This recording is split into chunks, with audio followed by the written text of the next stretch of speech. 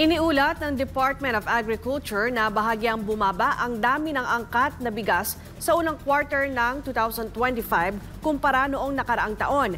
Gayunman, ayon sa isang grupo ng mga magsasaka, posibleng pansamantalang nag-aantabay o naghihintay ng tamang tiyempo ang mga importer bago muling magpasok ng supply sa bansa. Si Sheena Torno sa report.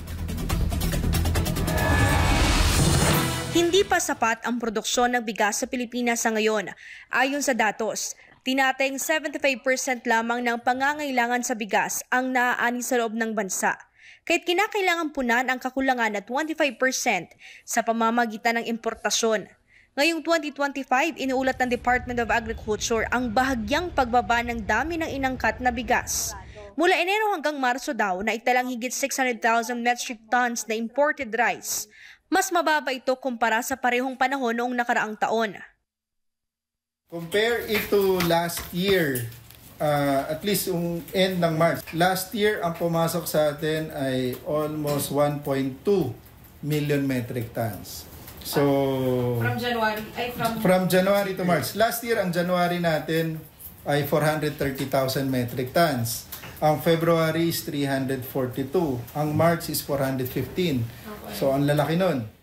Ayon sa DA, isa sa mga dahilan ng mataas sa pag-angkat ng bigas noong 2024 ay ang pangamba sa epekto ng El Niño phenomenon na maaring magdulot ng matinding tagtuyot sa mga palayan.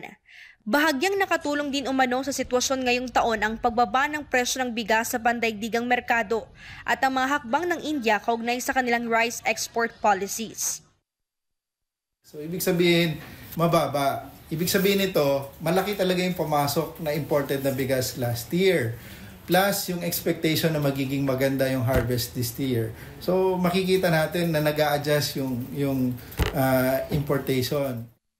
Ngunit ayon sa Federation of Feed Farmers, bagamat bumaba ang bilang ng mga inangkat na bigas ngayong taon, hindi ito nangangahulugan ng positibong epekto para sa lokal na magsasaka.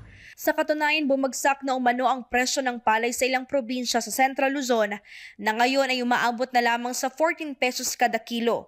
Isa sa mga nakikitang dahilan nito ay ang patuloy na pagbaba ng presyo ng imported rice sa ilalim ng maximum suggested retail price. Dahil dito ayon sa grupo, posibleng panandalian lamang iniulat ng DA dahil maaring pansamantalang nag-aantay lamang ng tiyempo ang mga importer.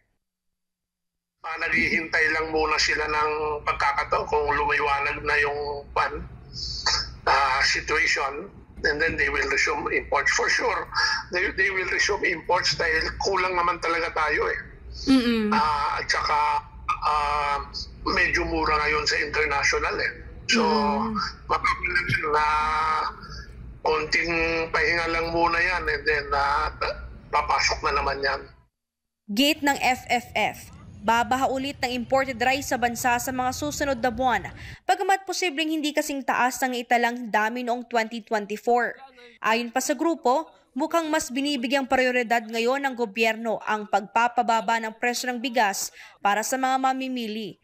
Pero sa kabilang banda, mas lalong nalulugi ang mga lokal na magsasaka.